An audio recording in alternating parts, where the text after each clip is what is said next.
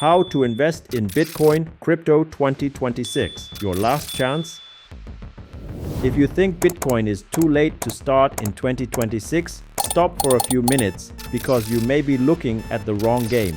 While US public debt has surpassed the $39 trillion mark, paper money continues to lose purchasing power through each cycle. Bitcoin still only has exactly 21 million. No one can print more. No central bank can press the button to create more. More significantly, more than 95% of the total supply of Bitcoin has been mined, meaning that the easiest part has almost gone through. While institutional cash flows through Bitcoin spot funds have amounted to more than $100 billion in assets under management. So if big organizations have stepped in, if supplies are scarce, if newcomers are still making the mistake of buying in the wrong place, storing in the wrong way, and not having a clear plan, is 2026 the last chance for you to prepare? Or is it a psychological trap that gets you FOMO right?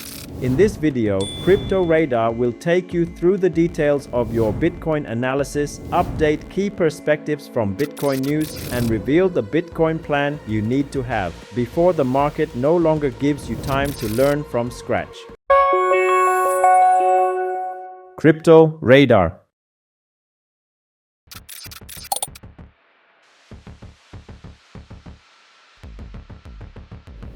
Going into 2026, Bitcoin is still important, not because it is an old coin, but because it is becoming the biggest trust test of modern financial markets. Look at how Bitcoin works. After the April 2024 halving, the miner reward has dropped from 6.25 Bitcoin to just 3.125 Bitcoin per block. On average, the entire network generates only about 450 new BTC per day. This creates a very special pressure. Bitcoin does not need to advertise more. As long as demand remains the same or increases slightly, the new supply has become thinner and thinner. That says why every cycle after the halving, Bitcoin's story comes back. Not because the market forgot the old lesson, but because its scarcity mechanism keeps repeating itself regularly, coldly, and non-negotiable. But what's more remarkable is that Bitcoin in 2026 is no longer a small experiment of technology people like in 2013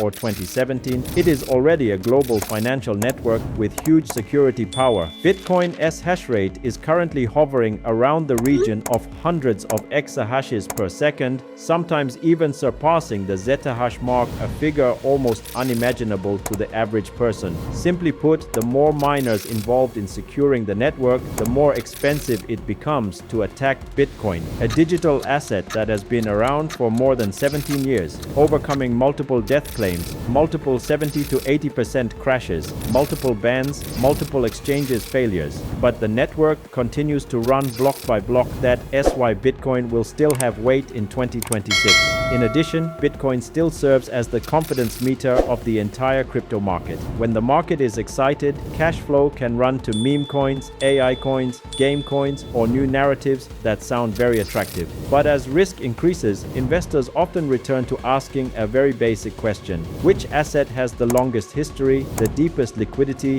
the highest level of identification, and the most cycles of verifiability? That is why Bitcoin dominance has always been an important indicator for the market to watch. It shows what percentage of the weight of the entire cryptocurrency market is Bitcoin, and reflects whether cash flows are seeking relative safety or are taking higher risks. So the question, why Bitcoin still matters in 2026, should not be interpreted as, is Bitcoin still rising in price? Or is it simply a Bitcoin prediction that has to be in a world where investors are increasingly suspicious of currencies, suspicious of exchanges, suspicious of new crypto projects, and suspicious of the promise of too good a return? How many digital assets have kept the same set of rules for more than a decade and a half?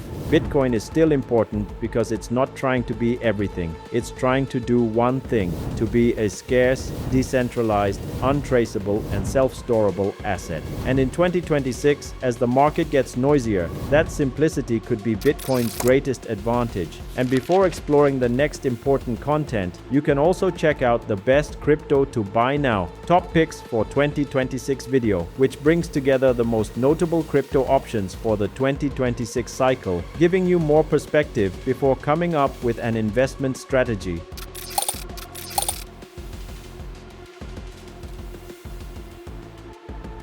After understanding why Bitcoin is still important, the next question is, where should newcomers buy Bitcoin, through exchanges or through ETFs? This is also the most searched issue through the terms where to buy Bitcoin, best way to buy Bitcoin, and how to buy Bitcoin for beginners. This is where a lot of people get it wrong because they just see the buy button and think they already own Bitcoin. In fact, buying real Bitcoin on an exchange and buying a Bitcoin ETF are two different things. Exchanges allow you to buy BTC and withdraw it to your wallet, while ETFs only give you exposure to the price of Bitcoin through your stock account. If you want to own Bitcoin properly, an exchange is an option that needs to be understood first. The advantage is that you can buy real BTC, withdraw to a cold wallet, and control the assets yourself. But in exchange, you must know how to secure your account, enable two-factor authentication, check wallet addresses, avoid fake links, and do not leave large amounts of money on the exchange forever. Beginners also need to be careful with exchanges that have too many altcoins, futures, meme coins, or continuous trading features, as it is easy to get pulled away from the initial goal of accumulating Bitcoin. A suitable exchange for beginners should have 5 elements: allow real BTC withdrawals to private wallets, transparent fees, good security, stable liquidity, and not overly encourage users to gamble with leverage or risky altcoins. This is an important foundation of Bitcoin investing for beginners and long-term Bitcoin investing. With Bitcoin, the biggest mistake is not always buying the wrong price, but buying the right Bitcoin, but getting caught up in more risky games before understanding what you are doing. According to CoinGecko as Trust Score, 3 major and reputable exchanges that newcomers can refer to, Coinbase Exchange, Binance, and Kraken, are all getting 10 out of 10 trust scores. In contrast, Bitcoin ETF is suitable for people who want to invest more simply. You can buy and sell in a stock account, do not need to keep seed phrases, do not need a cold wallet, do not worry about withdrawing the wrong address. Products such as IBIT by BlackRock or Fidelity FBTC help investors access Bitcoin easier in the traditional financial system. But the trade-off is that you don't directly hold Bitcoin. You own a financial product that mimics the price of Bitcoin, and the real Bitcoin is held by a third party. So ETFs are not bad. Exchanges are not automatically good. Each option serves a different goal. The smartest way for newcomers in 2026 to learn how to invest Bitcoin is to clearly define the goal before clicking buy. But buying Bitcoin is just the beginning, because in the crypto world, the most expensive mistake is not always buying the wrong Bitcoin at the wrong time, but buying the right Bitcoin and losing it just because you don't know how to store it. So how to protect Bitcoin from hackers, fake wallets, exposed seed phrases, and increasingly sophisticated scam traps? That's when we get to the important part of today.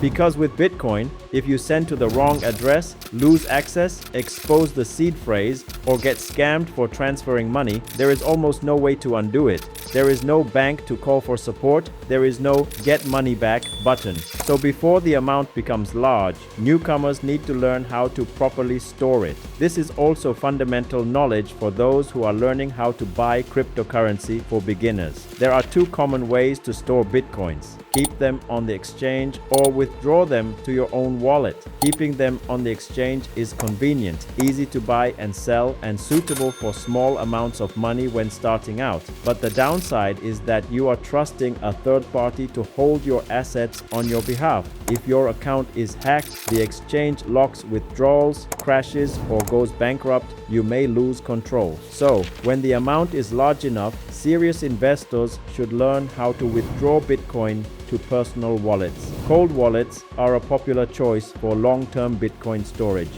They are hardware devices that help keep access keys offline, reducing the risk of hacking over the internet. But cold wallets are only safe if you use them correctly. Many people lose their Bitcoin not because their wallets are hacked, but because they store the seed phrase the wrong way. Take a picture, save it on their phone, put it on Google Drive, enter a fake website, or buy a wallet from an unreputable source. The seed phrase is the most important part of the wallet. It usually consists of 12 or 24 words used to recover all assets. Anyone who has a seed phrase can take Bitcoin in their wallet, even if they don't have a cold wallet device. So the rules are: don't take pictures, don't save online, don't send messages, don't enter any websites, and don't share them with anyone. No real exchange staff, wallet support team, or experts need your seed phrase. Anyone who asks the seed phrase is almost certainly a scam. In addition to cold wallets, newcomers should also be wary of scams. Scammers usually do not need to hack wallets. They just need to make you hand over the keys yourself or transfer Bitcoins to them yourself. Common tactics include fake email exchanges, messages announcing locked accounts, fake cold wallet websites, Telegram groups promising high profits, strangers inviting investments, or fake KOL accounts. The common point of these scams is to create a sense of urgency. Verify now. Opportunity only today. Account about to be locked.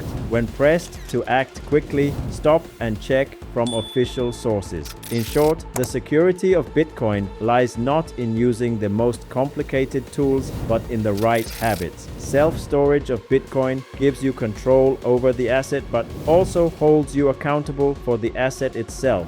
So before asking how much can Bitcoin go up, ask first, if Bitcoin soars in the next few years, will I still be able to keep it safe? Once you know how to buy and store Bitcoin safely, the final step is to build an investment plan that is clear enough not to be driven by emotions. So in 2026, how do you need a Bitcoin plan before the market doesn't give you much time to fix it? Check out Crypto Radar at the end of this video.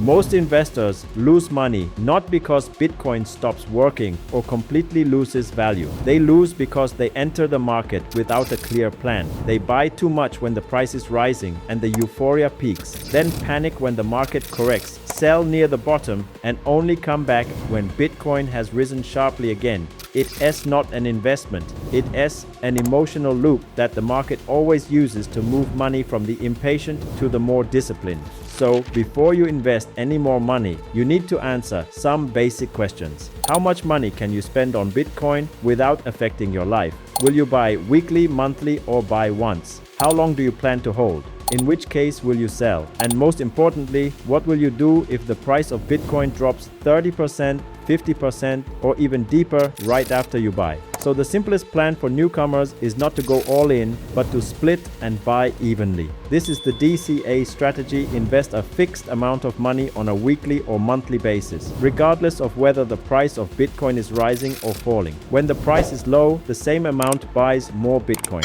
When the price is high, you buy less. This does not help you buy the right bottom, but helps you avoid the pressure to guess the market every day. A good Bitcoin plan should have 5 parts. First, determine the holding period. Are you investing for 6 months, 1 year, or at least 5 years? If the time frame is too short, the volatility of Bitcoin can cause you to make the wrong decision. Second, determine the proportion. Bitcoin should be part of your portfolio, not your entire financial life. Third, determine how to buy DCA regularly, buy more when possible, but avoid borrowing money or using leverage. Fourth, determine where to store. Small numbers can be placed on reputable exchanges. Large numbers should learn to withdraw to their own wallets. And fifth, determine the selling principle. Do you sell because you have achieved financial goals or just because the market is scaring you? This is a point that a lot of people overlook. They plan to buy, but they don't plan to survive the volatility. Bitcoin can go sideways for months, drop dramatically, then rise very quickly in a short period of time. If you sell just because the market is boring for a few months, you may miss the most important period. So, the plan not only helps you buy Bitcoin, but also helps you not ruin your own position.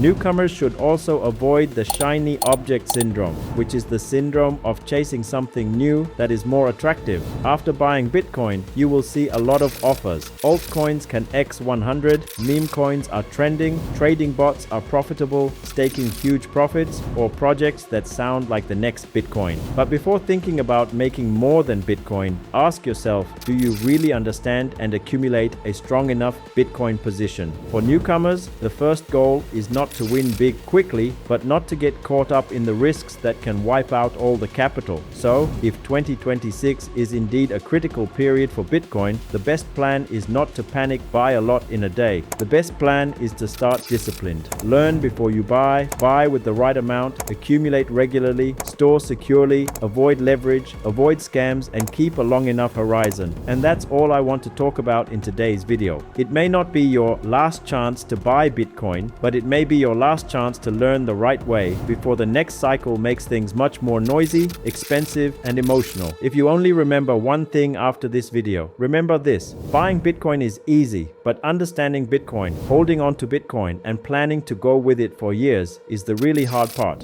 What about you? Are you looking at Bitcoin as a short-term trade or as a long-term asset that needs to be built step by step? Leave a comment below, and don't forget to follow Crypto Radar to keep up to date with the most important crypto analytics for the 2026 cycle.